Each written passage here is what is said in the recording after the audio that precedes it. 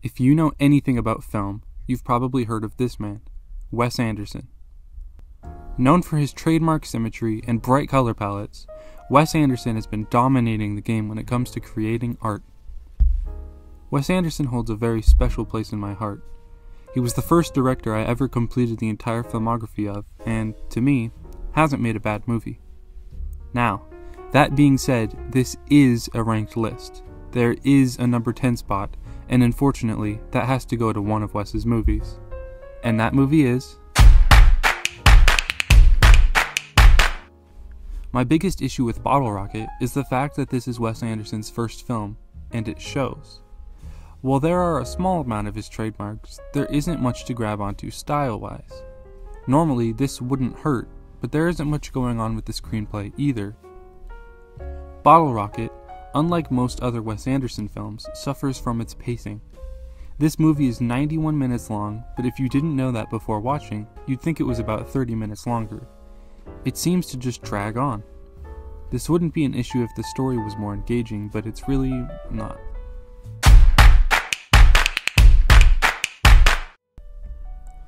Listen, before you attack me, hear me out. Besides the technical elements of Wes Anderson's films, what is he known for?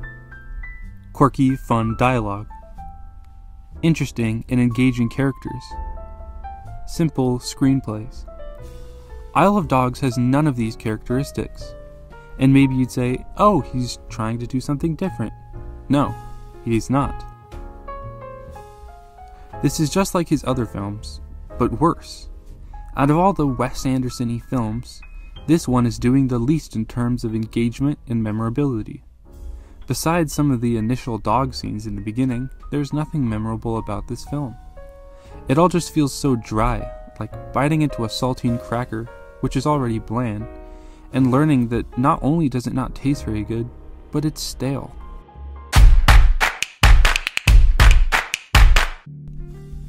The Royal Tenenbaums confuses me. The story works, the characters work, everything kind of just works. I know I should love this movie a lot more than I do, and I know that everyone who calls themselves a Wes Anderson fan loves this, but I just don't. Don't get me wrong, there's still a lot to love. For one, this is probably one of his best and most emotional screenplays. Wes Anderson has always been a filmmaker very interested in family dynamics, how they work, what they say, and what they can achieve, both together and alone. The Royal Tenenbaums is honestly a good movie, but it's just not one of my personal favorites. Sorry.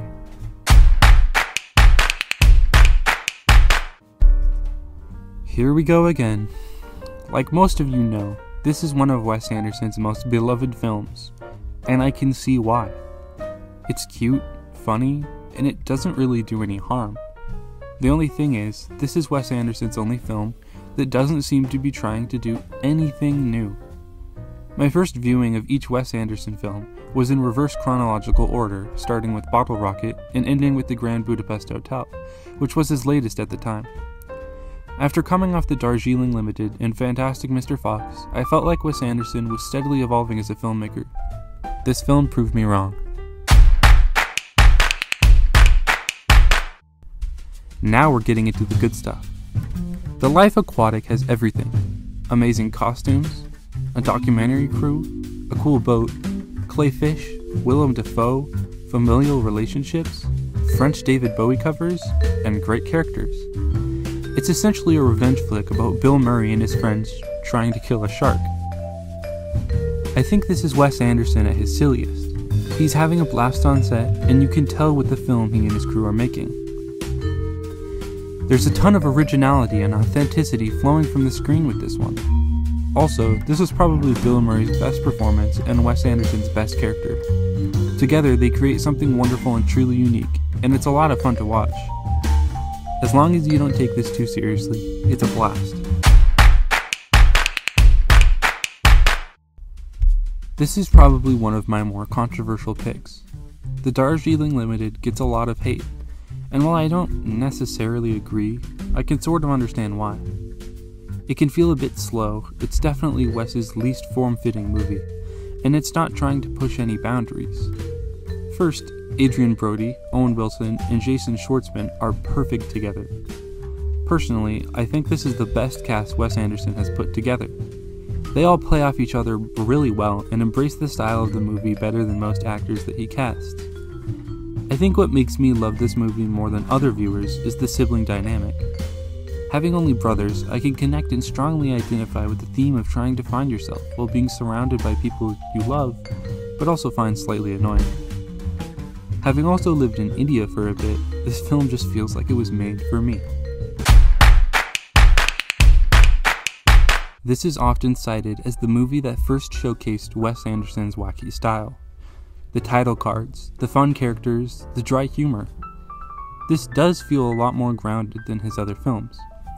We don't get to experience the world of Rushmore as much as we do something like the Grand Budapest Hotel or The Life Aquatic, and we get a more grounded approach, following only one character, Max Fisher.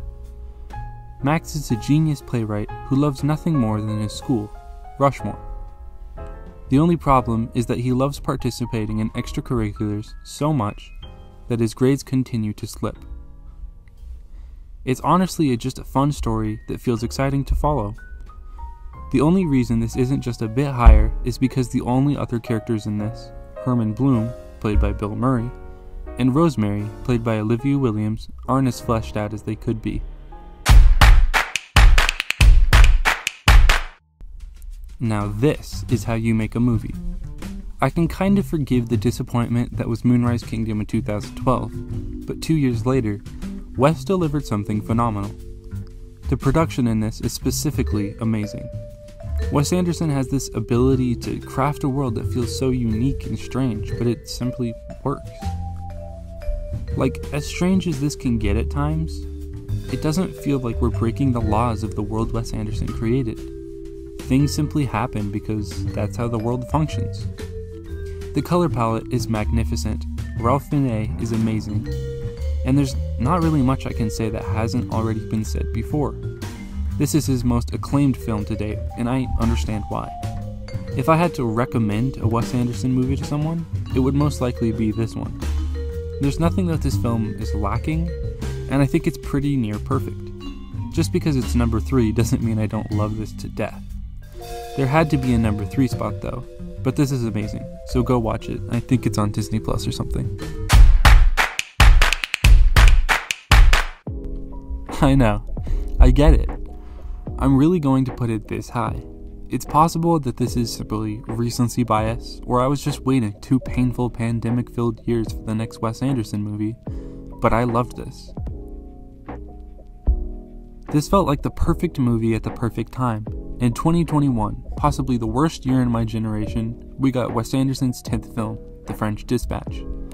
After hearing a lot of the criticism on this, I was slightly annoyed. I wanted to love this, but I was afraid that the mixed critical reception would affect me. Boy was I wrong. This movie slaps. I'm against the criticism that Wes Anderson is style over substance, because sometimes I think the style can be substance. And even so, substance is overrated. Just let me have fun. I don't think this is Wes Anderson's most bold film, but I don't think that's an issue. I feel like the message behind this is just Wes saying, hey, I've solidified my name in Hollywood, now I can make whatever I want. And I'm all for that. It's like an entire director's reel stuffed into one fun experience. The colors, the set designs, and the overall aesthetics of this piece alone push it to the top for me. I will be watching this more than once. Wes Anderson's Fantastic Mr. Fox will always be one of my favorite movies of all time. In my eyes, this is one of the most perfect combinations of everything Wes Anderson is known for. An atmospheric and immersive setting, an indistinguishable color palette, quirky and relatable characters, a heartfelt message, witty humor, captivating family dynamics. I mean, the list goes on. Fantastic Mr. Fox misses nothing when it comes to being the best it can be. I think that every aspect of this movie is utilized almost perfectly, crafting one of the greatest family movies of all time. While the film is targeted towards children, part of me doesn't think that it's necessarily meant for children. Throughout the film, Mr. Fox continues to battle with his personal identity, constantly questioning who he is and what that means to him. As he goes through a bit of an existential crisis, we see him and his family struggle, pulling each other in opposite directions because of this. Because of his need to understand himself, Mr. Fox comes across as wanting more. This leaves his family wondering if they're good enough. Ash, his son, struggles to fit in, to meet his father's expectations. He mentions several times how, despite his clumsiness and small body build, that he wants to be an athlete. He doesn't want to be different, he just wants to fit in. All the characters in this movie have something important to offer, and they all join together to make one cohesive Wes Anderson masterpiece. And that's it! Thank you for watching. If you disagree with me, tell me in the comments. And if you agree with me, also tell me in the comments. Don't forget to subscribe, and I'll catch you in the next one.